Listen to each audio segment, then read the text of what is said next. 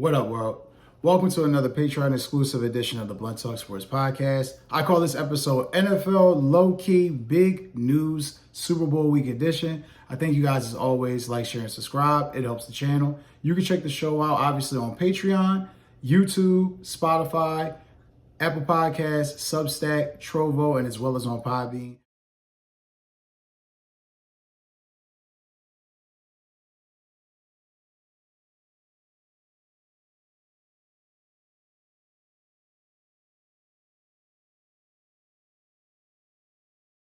But obviously, like I said, this is for my dedicated and loyal Patreon subscribers. I thank you guys, as always, for watching, subscribing, giving the show a chance, checking it out. We're new to Patreon. So, you know, a lot of things are still brand new. I'm still getting a feel for it, but I like it. I like the forum. I like the feel for it. We're building a network, building a community there. So, you know, if you want to be a part of it, definitely check us out on Patreon and see what else the Blunt Talk special edition episodes and things that the Blunt Talk Sports Podcast has in store for you. You know, on YouTube, I try to make sure that I got, you know, the generalized content, things that's going on, up and coming things I can post real quick. But I make sure that my Patreon subscribers get the best content, whether it's free agency news, draft news, you know, offensive, defensive scheming things that you don't customarily come across. So I want you guys to be able to have access to it. And as always, you know, you're looking for the hard-hitting facts, best content out there, best sports talk show in New Jersey. You're looking at it right here, the Blunt Talk Sports Podcast. Again, before we go any further, I want to make sure I give a shout out to the friends of the show. That would be StubHub, the #1 place in the world for tickets to live shows, concerts, and events, and it is StubHub. And also the UK affiliate Viagogo. If you're looking for, you know, tickets to a lot of events out there right now, I would definitely implore you to check them out. Any of my videos, guys, if you're looking for descriptions to tickets that I reference in these videos, always check the description links in the video. The creative ID is there, so you can get the tickets you want, whether you're trying to get to the Super Bowl this weekend, golf pro-am tournament coming up, whether it's the Bad Bunny residency or the Eagles residency in Las Vegas, whatever it is. You know, you guys definitely check it out. StubHub, the leading place in the world for tickets, live events, concerts, and shows. So, getting into this episode, guys, Myles Garrett has asked for a fucking trade. How about that? Myles Garrett has finally asked to get out of the prison known as the Cleveland Browns. Dropping so eloquently yesterday afternoon this nice, beautiful letter stating how he essentially wants out. A lot of things to kind of unpack in this, so I won't be long-winded, but I'm going to just state, you know, what my personal opinion is on this. Myles Garrett should have did this a year or two ago. I'm glad that he's finally doing it now. He's been one of the best defensive players in football, hands down, since he's been in the NFL.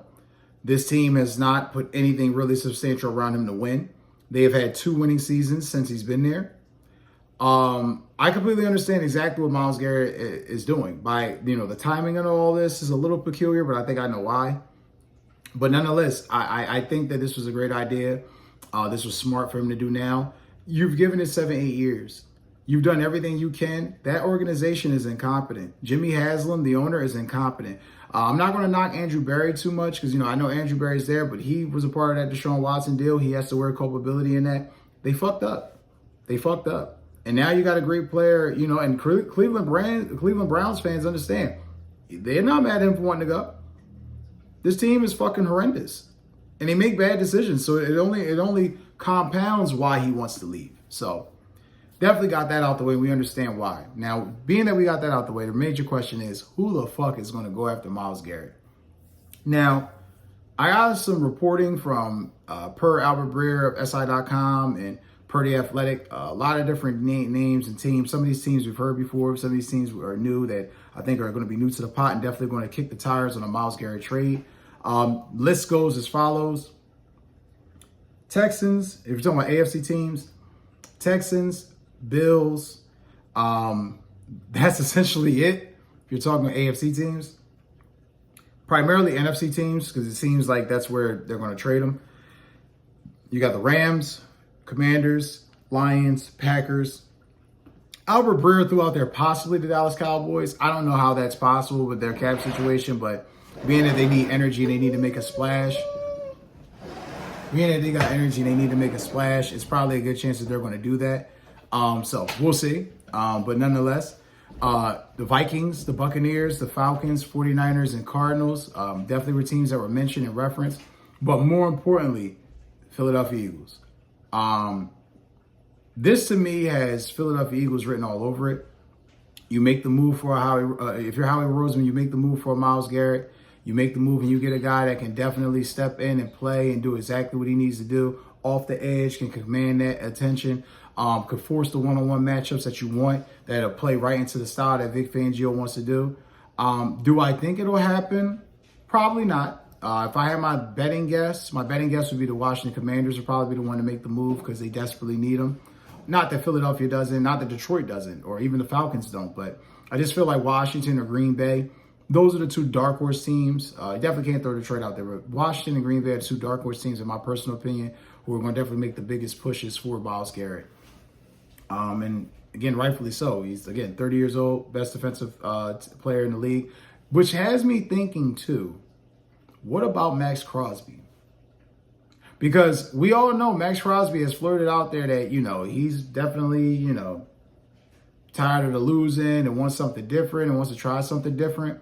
Not sure how this is all going to play out. Now, sure how things are going to shake, but you got two guys out there potentially, like I said, we're keeping an eye on that Max Crosby situation, but I think he might be next on the list to ask for a trade.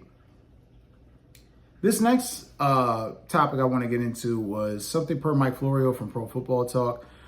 It actually was very, very revealing. It's something that's not going to get a lot of news or headway, but I definitely want to make sure I spoke on it. And it was the arbitrator. Finally, a decision came down from the NFL's decision from the debate between, and I don't know if you guys remember a couple years ago, there was a whole arbitration case where Lamar Jackson was trying to get a guaranteed contract and he was trying to prove that there was collusion. Well, it turns out, guys, there was fucking collusion. Apparently, the arbitrator found collusion, but found that there was no evidence of financial damage on any of the guys, which is not shocking at all. Points of emphasis. This was a 61-page ruling that was hidden by the league and the players' union. Not shocked there by any stretch of the imagination. They didn't want to discuss it or talk about it. Also, the fact that they encourage NFL teams to not do guaranteed contracts. And keep in mind, this is the same year where Russell Wilson, Lamar Jackson, and Kyler Murray are all vying for contracts, all vying to try to get in the top, bracket of echelon of quarterback pay at that time. And, we were being told there's no collusion. Anybody with a fucking brain and eyes knew that there was collusion going on. And this shit got swept under the rug, this ruling, because it's Super Bowl week. It's not going to get brought up like that, but I wanted to make sure that I brought it up on this show because, again, it's just one of those things where it shows you this is a dirty fucking business. You got guys literally busting their ass, sacrificing their life and limb, going out there playing, and you got the league literally conspiring to not make sure to ensure they don't get guaranteed contracts. Do I think it'll happen at some point? I'm pretty sure it will. I'm pretty sure a guy will get a guaranteed contract. I'm pretty sure that there'll be somebody that'll come along where the NFL says, fuck it, we have no choice, we got to do it. But up until then, I don't see it happening. And this just proves it. And then for the arbitrator to find no evidence of damage, which is just bullshit. Because, we can't calculate the money that you lost now because, it's funny. The NFL really got away with this shit. And it's amazing because, like I said, you have working Joes like myself or working guys out there who bitch and complain when you see a guy making millions of dollars and they're complaining about getting more. And then you see things like this and it makes you wonder, like, how many other guys have they throttled from getting big contracts? We shall see. But nonetheless, another scandalous item that came out about the NFL that kind of got swept under the rug too. And this one was a bit more salacious. So if you're looking for this, like I said, a link in it will be in the description. Check out Pro Football Talk. Mike Florio did full page detail on this whole issue, but I just want to bring it to you guys' attention about more or less the conjunction and combination of corporate and religion and how it all still plays a factor, even in, persuading your opinion and deciding on what you see and make a determination off of. Essentially, the Saints sent emails to the Catholic. They had emails that were sent to the Catholic Church that were leaked through a violation of a court order this past week or earlier this week. Now, when I heard this, I didn't really think nothing of it. I'm like, Saints, the Catholic Church, what the fuck? Well, apparently, the Saints PR staff had assisted the Archdiocese of New Orleans in response to a sex scandal involving members of the clergy. What do you know? Sex scandal, Catholic Church, members of the clergy. Ironically, although, about this, the Archdiocese had reached out to the Saints PR staff for assistance on how to handle the situation. Very, very fucking confusing on why a religious sect, group, cult, whatever you want to form it, a religious body, would you go to a football team for PR assistance is just crazy to me, but whatever. The incident stems from 2020, and the Saints had helped keep 276 emails from being released to the public. The info wasn't supposed to be leaked, which violated the court order, obviously. The leaker's identity has yet to be revealed, but the leaker made sure that it was leaked to the Associated Press, the Guardian, and the New York Times, which just lets you know that this person, whomever they are, wanted this information to get out. Again, shame on the NFL, shame on the Saints for trying to bullshit and obfuscate and omit this, but that's not a good look. It's not a good look that you got a football team involving itself in sexual scandals with the Catholic Church to try to muddy the waters and propagandize people into thinking that nothing's really going on or nothing to see here. Definitely something to see. Definitely, I think it's something that's going to get mentioned after the Super Bowl, during the dying days after the game, and ceremony and celebration and shit. Definitely something that's going to get revisited, but I definitely want to make sure I touched on it here because, again, it's a Blunt Talk Sports podcast.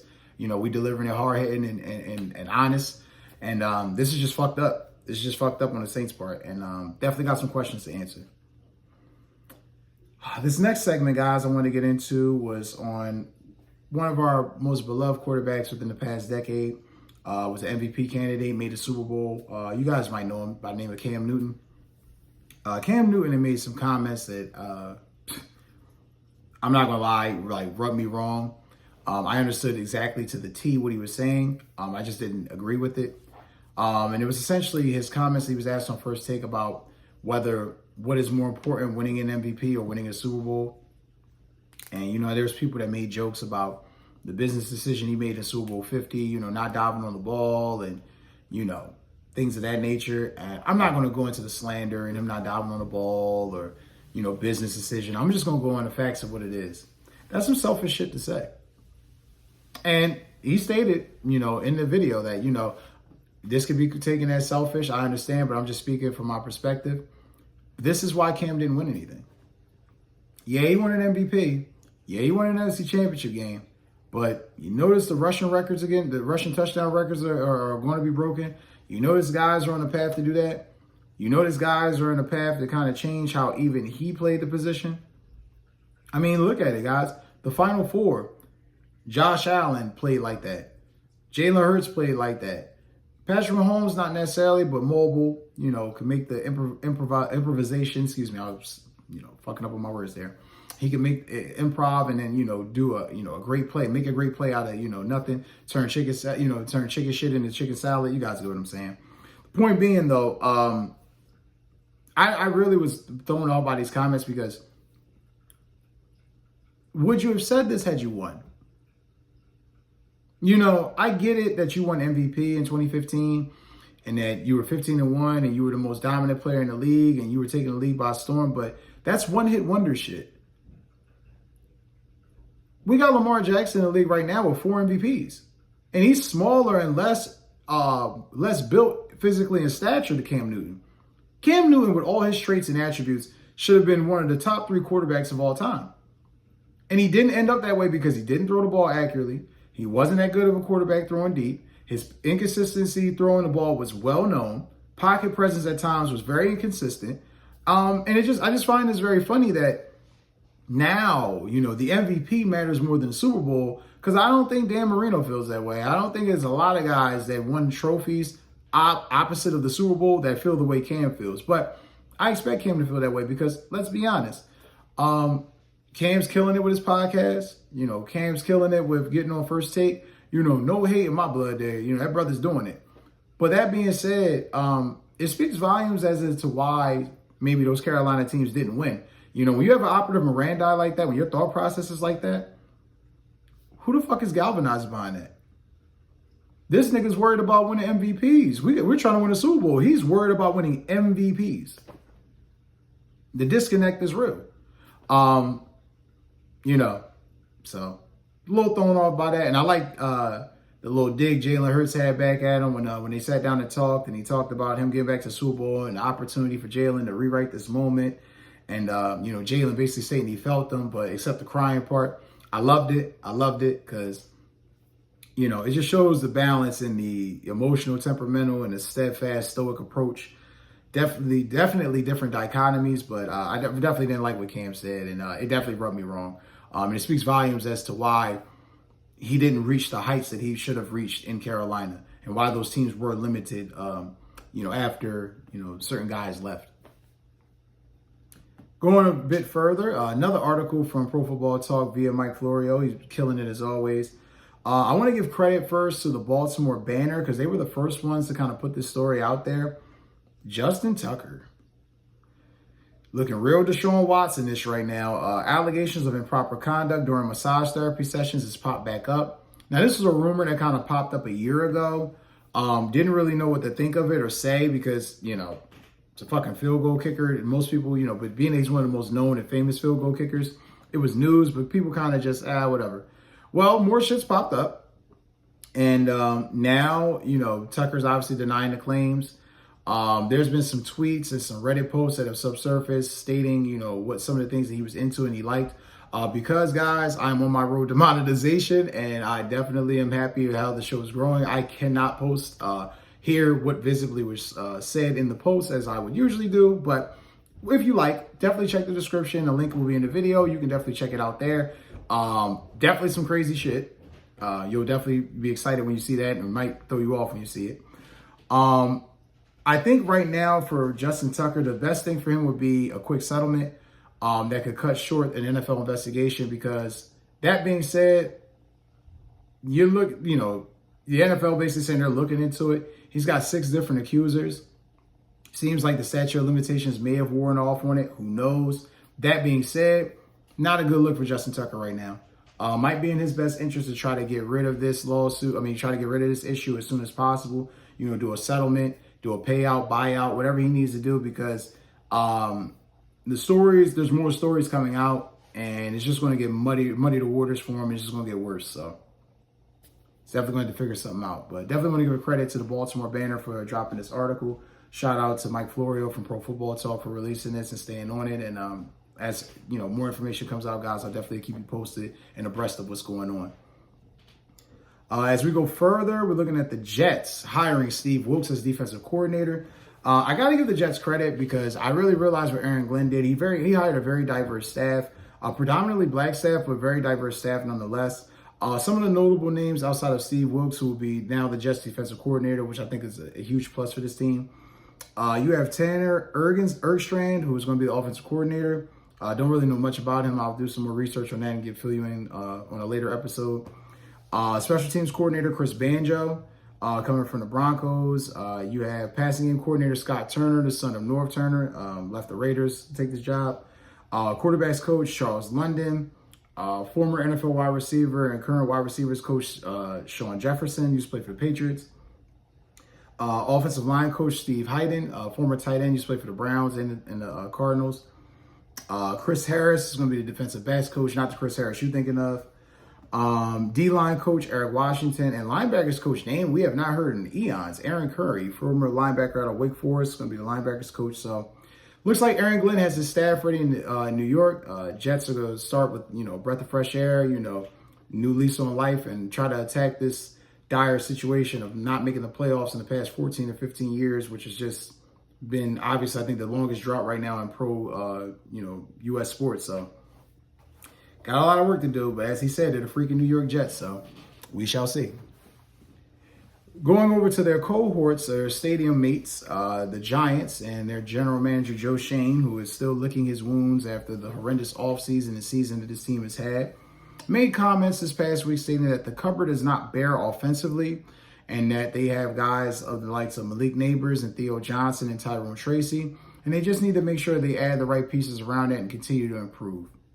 I need you guys to really understand that Joe Shane is one of the most delusional fucks in football. He knows when he's lying. This is one of those situations where he was lying. The cupboard is bare.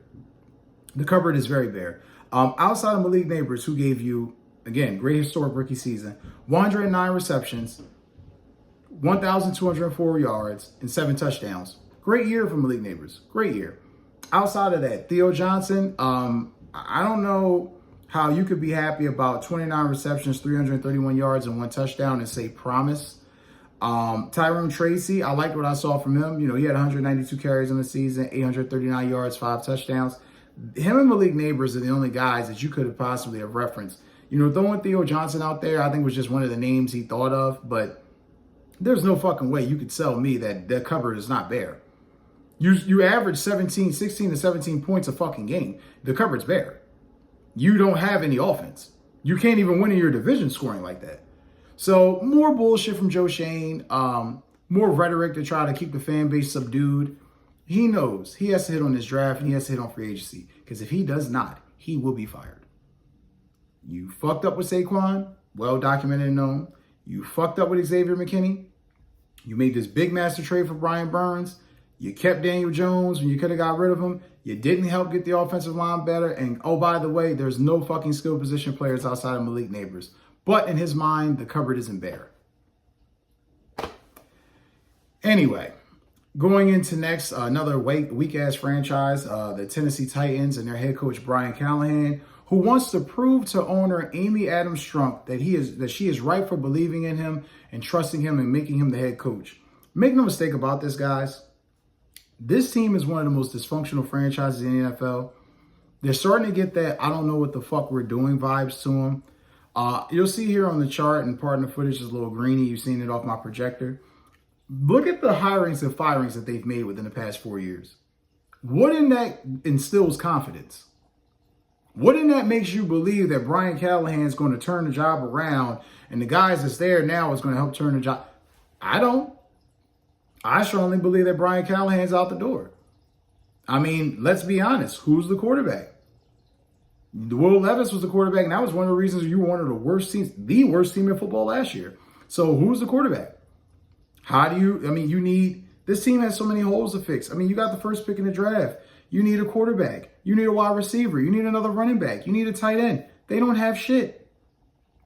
And then to add, insult to injury, you got Callahan arguing with the media late in the year, talking about toughness. And I love to see you tell these guys to their face they're not tough. He's feeling it. He's feeling the pressure. And make no mistake about this, Brian Callahan is on the fucking hot seat. I'm not sure what will happen with the Titans in their draft, because let's be honest, they make shitty picks. We don't really know what they're going to do. But with this being said, they don't grab any of them positions, quarterback, wide receiver, running back, tight end. We can almost cancel their season again this year. Nonetheless, guys, I thank you Patreon subscribers as always for watching. That's going to do it for this episode. As always, like, share, and subscribe. Take care and enjoy the rest of your day.